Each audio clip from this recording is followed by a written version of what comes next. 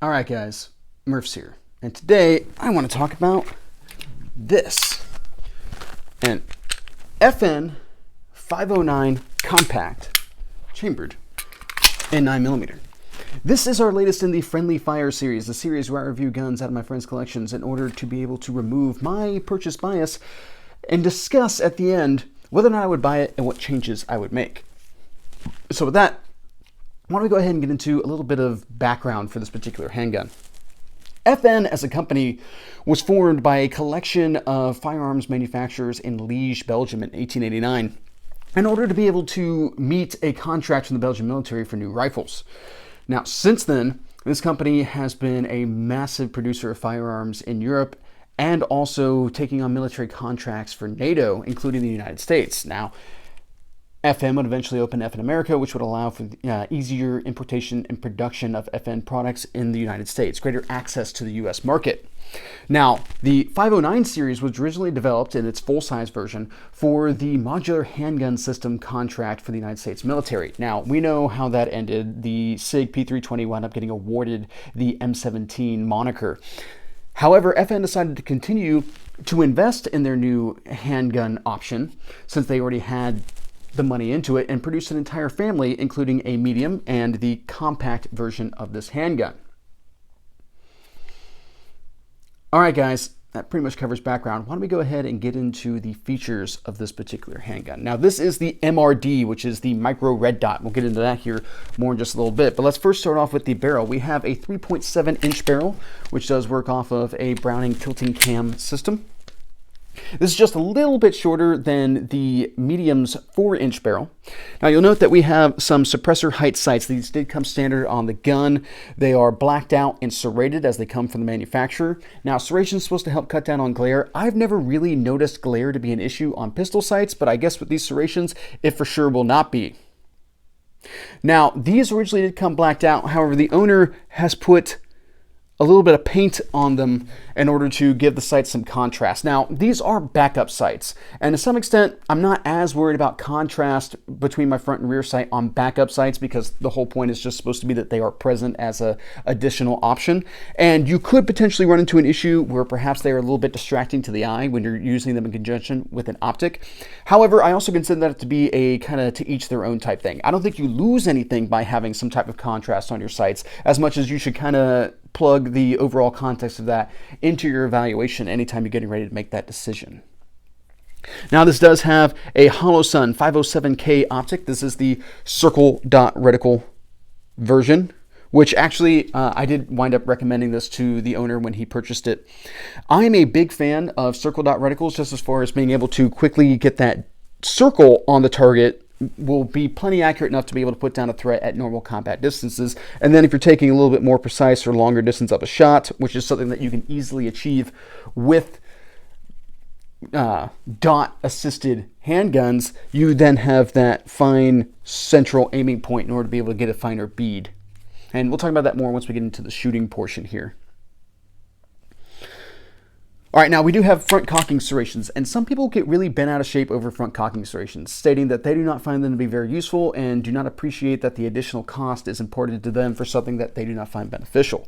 However, a couple things to go along with that. First off, anytime I have front cocking serrations available to me, I utilize them, either in racking the gun or doing chamber checks or something along those lines. I would point out that if you don't want to use them, you don't have to, just because they are present. Now, in addition to that, whenever I have optics mounted on a handgun, I actually kind of like having front cocking serrations because I don't like to run off of my optic. Now, is it a big issue to run off of your optic? No. If the modular optic system is built properly, it shouldn't be an issue. You should be able to run this off of barriers and stuff like that if you had to do one-handed manipulations of some sort, as well as being able to run it with your hand. My issue comes down to if I had some sort of shmush on my hand. So like mud or more likely blood or something along those lines, I don't necessarily want to put that on the screen of my optic. Now, so to keep in mind, guys, you could tape up the screen of this optic and that would not affect your ability to be able to see the reticle. Now, it would affect your ability to be able to see the target properly with the reticle, but for normal handgun engagement distances, it would not be detrimental to your engagement. You would still be able to engage a target accurately. However, I would prefer to not have this square of nothingness in the middle of my target. So having the front cocking serrations allows me to diminish the possibility of getting something on this window. Now, something else to keep in mind with that, with the blood aspect of it. Mud, probably low probability of that actually being an issue. But in a self-defense type encounter, there's a very good possibility you might come away bloody. Especially since I've done a lot of like force-on-force training and all that kind of stuff, and what I've consistently noticed is that my strong side is what gets shot up a lot. Hands, arms, all those types of things. So there's a good possibility that you might be bleeding in the course of your gunfight. Now, of course, part of winning a gunfight is not getting shot, but just because it's part of winning doesn't mean it's not going to happen. We have to keep that in mind whenever we talk about these types of engagements and encounters. Now, something else to come back to the optic real quick.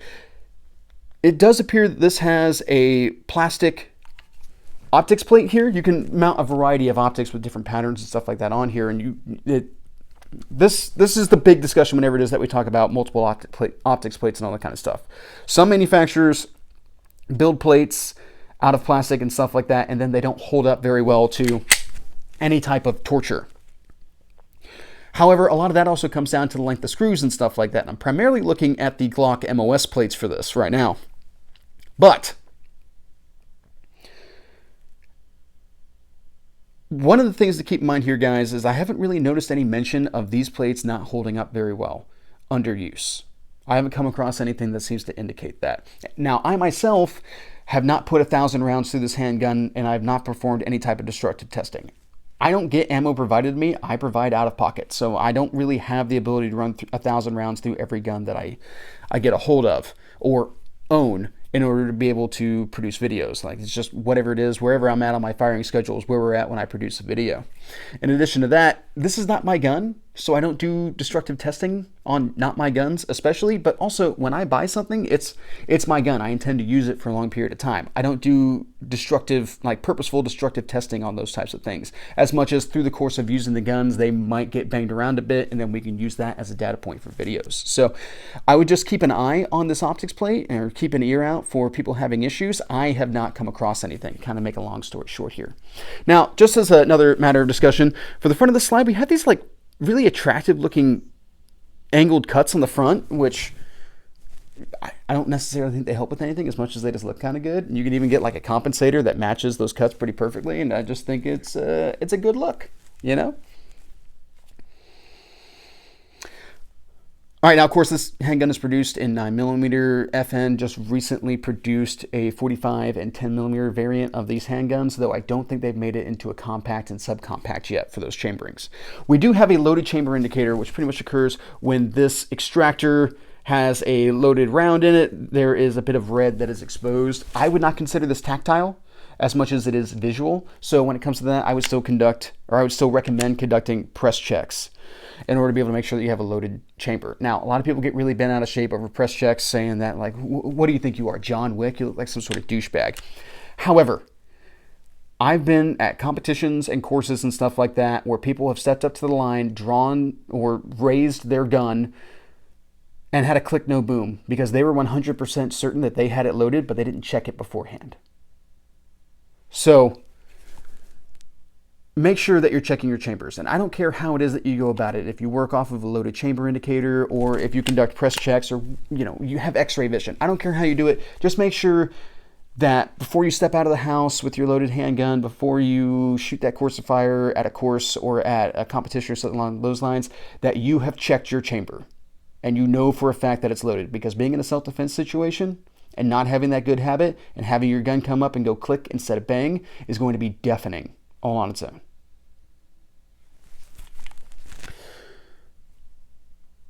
All right, now our rear cocking serrations are of course present. They're still achievable in being able to get grip, and they're also aggressively cut just like our front cocking serrations are.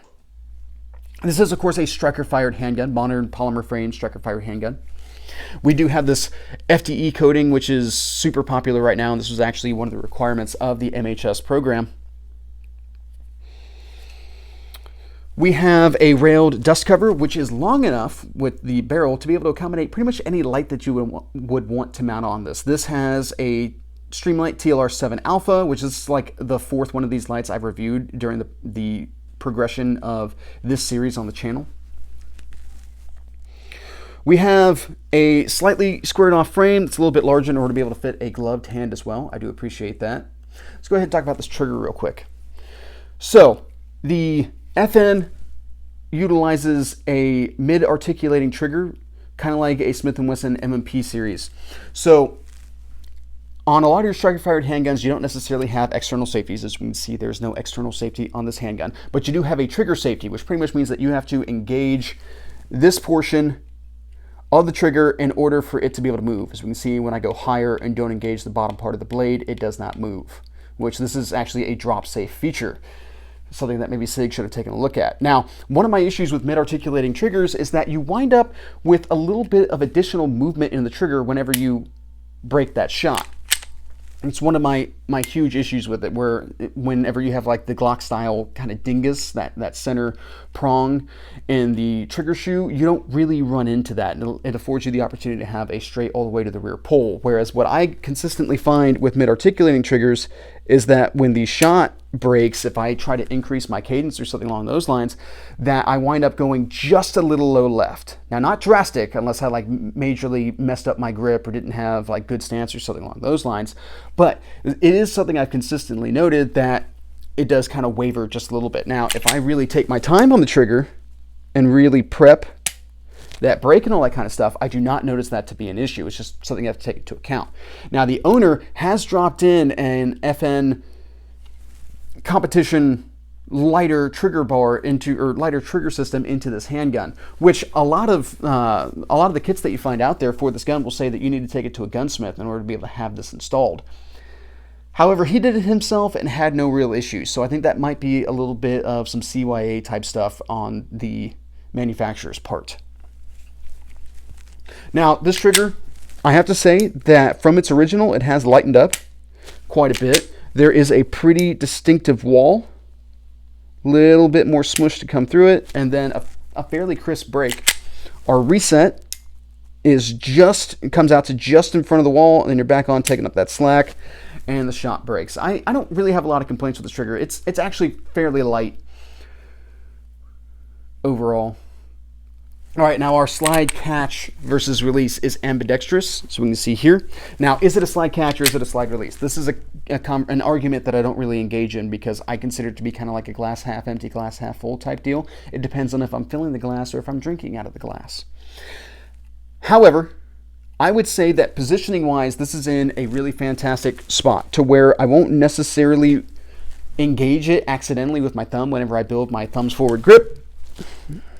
However, it's right there if I were to do slide lock reloads utilizing the slide release in this case. Now, longtime viewers of the channel know that I do not utilize slide releases because I shoot a wide variety of handguns and the slide releases in a lot of different locations. So a simplicity for me training on a wide number of platforms is to just overhand rack the slide whenever I get the chance.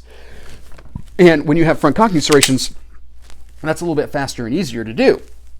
Now, I will admit that the slide release is the faster method, especially when it is actually accessible with your firing grip, because there are three things that I want accessible from my firing grip: the magazine release, the safety, and the slide release, if I were to be a person who ran slide release reloads.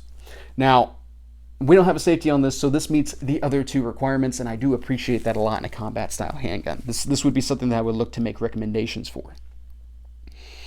All right, now our magazine release is ambidextrous, and you would think that would be helpful, but it is not in all circumstances. So what I found is that the magazine release kind of presses on my finger a little bit whenever it is that I depress it. So sometimes the magazine does not fall out easily. I've kind of got to loosen my grip a little bit in order to make sure that I accommodate that magazine falling free. And sometimes it's just easier to strip it instead of trying to just let it drop free. Texturing on this grip is actually quite aggressive, and I really appreciate that. Especially since we have some higher up texturing here, which a lot of manufacturers miss, and it always really annoys me. I try to keep my lower fingers loose on the grip as it is, so I need more texturing up here in order to help me manage that recoil and all that kind of stuff. So I appreciate the texturing that they have placed on this pistol. Now, you'll also note that we have replaceable back straps. You have a curved one and then a more flat one. The grip on this gun actually runs fairly narrow, which, kind of depending on how you look at it, is either a detriment or a boost. I have kind of medium-sized hands, so I'm a little... This doesn't quite fit my hand the way that it should, but it's also put together for a person who's a little bit smaller than I am. Now, this comes with a 12-round magazine that has a slight pinky extension on it in order to accommodate a full-handed grip, and then it also comes with two 15-round magazines that I forgot to bring up here with me, which have sleeve grip extensions on there so that you're not necessarily resting against the exposed magazine. Now, why does that matter? Because, you know, that's the whole big thing with Glocks, right, is that you're able to put a 33-round magazine into a Glock 26. Well, I have known some guys who have done that, and as they built their grips and really kinked their grips against those magazines, they've induced malfunctions. So having a grip sleeve is not the worst thing. However, one of the issues with the grip sleeves... Yeah, this is an actual plate, so this is not a grip sleeve. One of the issues with grip sleeves is that they do have a tendency to move. So if you have it, say, bouncing around loose in a pocket, that could be detrimental to your reload. I haven't really noticed it to be an issue running out of actual magazine pouches, though, so it has that going for it. And of course, you get even more grip with that grip sleeve. This will take the 24-round extended magazines that FN makes as well. So you get a lot of versatility magazine-wise out of this handgun, similar to like what you would out of a Glock or an M&P or anything along those lines. All right, guys, that's features. How does it shoot?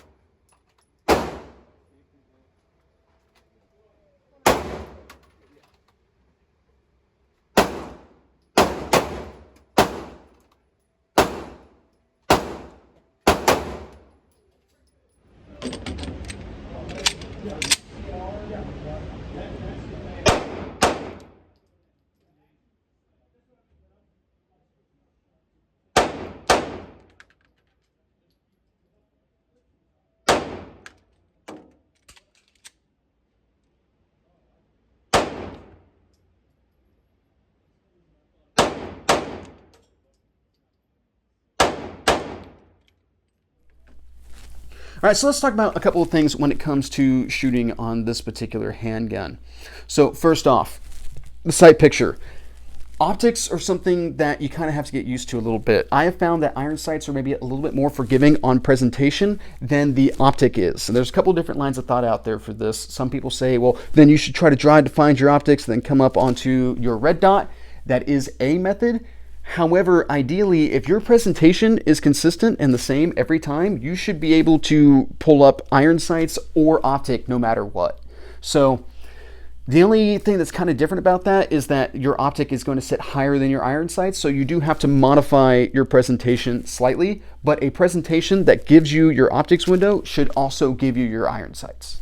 That you kind of look at the discussion in that way. So it is something that you kind of have to work around and kind of work through that mental barrier is what it really comes down to. Now, when it came to, once I got my presentation down, consistent and all that kind of stuff, this was very fast and easy to pick up. So I said earlier about the whole circle dot thing being like, well, you can just get the circle on the target and send shots and then get your dot in there. I spend a lot of time working on trying to engage small targets rapidly. So I still wind up spending a lot of my time focusing on that center dot. And that's just how it is that I do business. There's not a whole lot of working around that. Let's talk about reliability real quick. I did have some reliability issues. I had a box of ammunition that this gun did not like, and I had a lot of like light primer strikes and stuff like that. And I had to recirculate that ammunition a couple times to get it to go. Now, something that I would point out is that that was remanufactured ammunition. But to go along with that, I remember when the owner installed this new trigger in this handgun, and he had some issues with light primer strikes, specifically on Tula ammo. Now, some people might say, well, don't run steel-cased ammo through your gun. But at the time, there wasn't a lot of ammo to be found. So he needed to run steel-cased if he wanted to be able to go to the range and train with his handgun.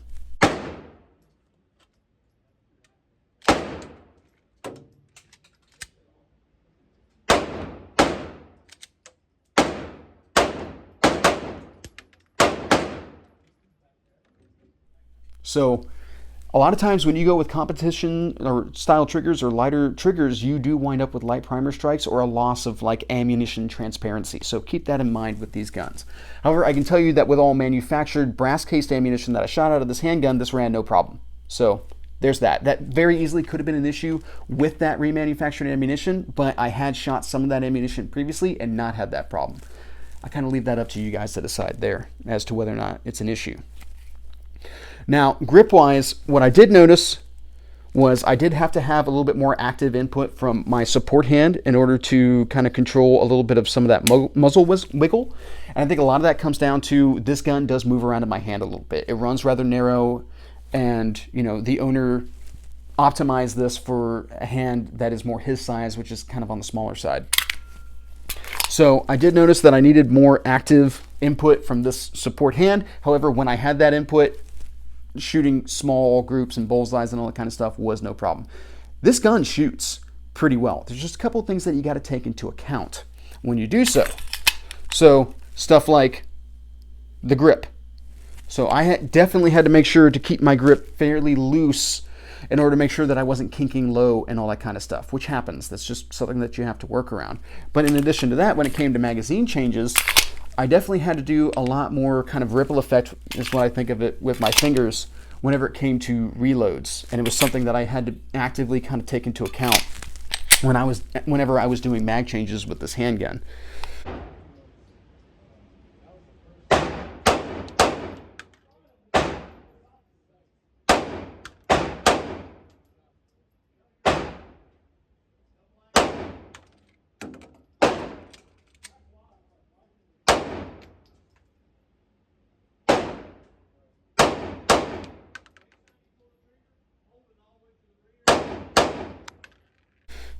Not a detriment.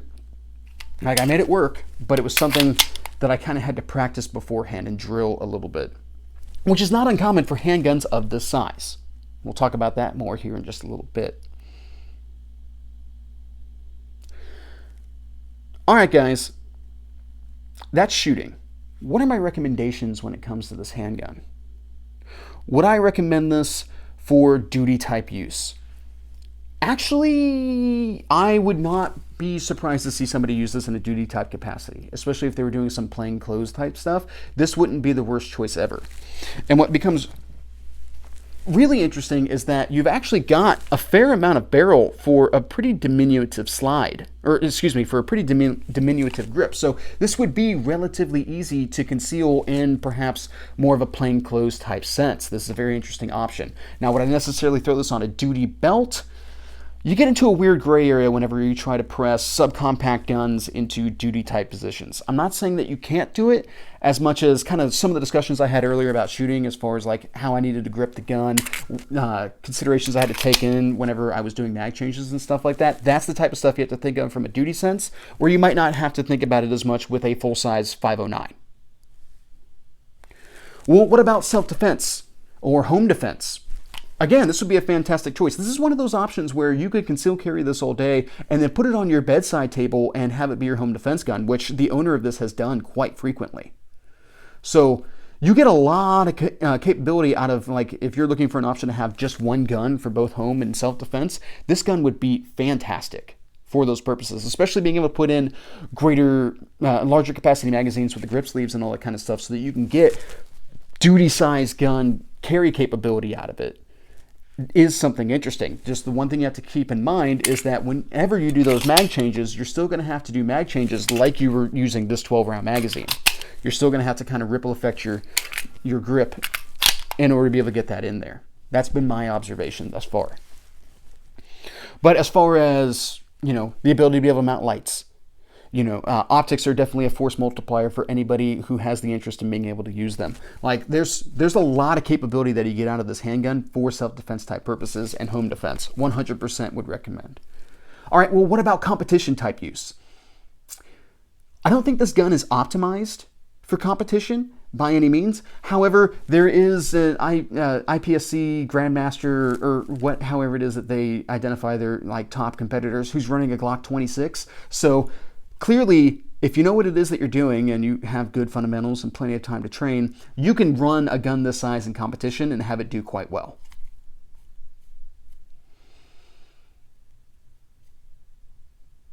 All right. So with that, would you buy this? You know, I have considered the 509 from time to time, and I have to say that this handgun is actually really fun to shoot. And I have enjoyed its ergonomics. I have enjoyed, even though it's a little small and all that kind of stuff, it has still done everything it is that I've asked it to do, especially if I actually showed up. And when you consider, I've got fairly low round count with this handgun, but I still got a lot of capability out of it pretty rapidly.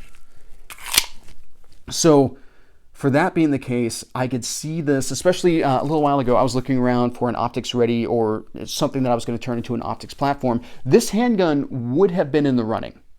Now, I wound up choosing something else, but this would have been a conditional purchase at one point.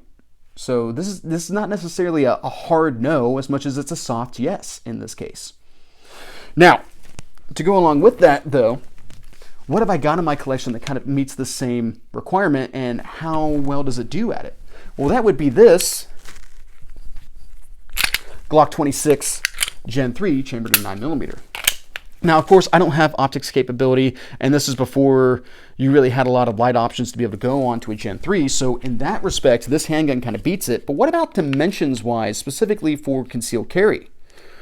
Well, if I line up the back straps here, we can see that the 509 is just slightly longer in the barrel and just slightly longer in the grip as well, even though both of these have 12-round capacities with +2 extensions on them.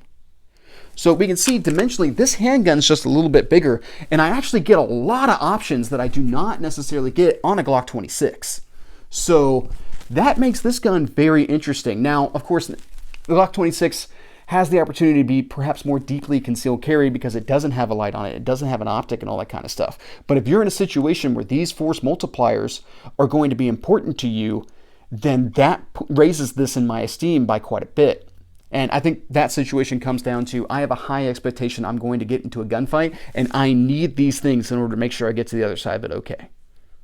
Being able to identify targets in the night, being able to engage in the dark, as well as be able to rapidly pick up a sight picture that's actually very clean and allows you for some pretty neat precision shooting should you need to do so. So for like a duty type, plainclothes type concealment, this would be in the running for top choice, in my opinion. All right, so what changes would I make to this handgun? I've got to be completely honest, guys. I wouldn't really make a lot of changes. I think the trigger was a good upgrade. This optic is excellent. It is done just fine. The owner wishes that he had gone with one of the solar options instead of one where the adjustment's done only with buttons. But I don't think he's necessarily had any real issues with that, as much as he does have to kind of take into the possibility of running into a situation where in different light conditions he may not be able to see his reticle as well. But he's got those suppressor height sights with their contrast on them. He's going to be able to pick up a form of aiming, regardless of whether or not his reticle is lit up properly for the lighting conditions. So he's still giving himself a lot of flexibility and a lot of capability here. So overall, it's a pretty good gun, especially if you keep in mind getting the most for its purpose in like concealed carry and stuff like that. That's where I think this solidly sits. Less so a duty gun or a competition gun, but it could fit in those categories should you need it to do so. All right, guys, that pretty much covers my thoughts on this particular subject. I hope you found this interesting, and that's pretty much what I got. Have a good day.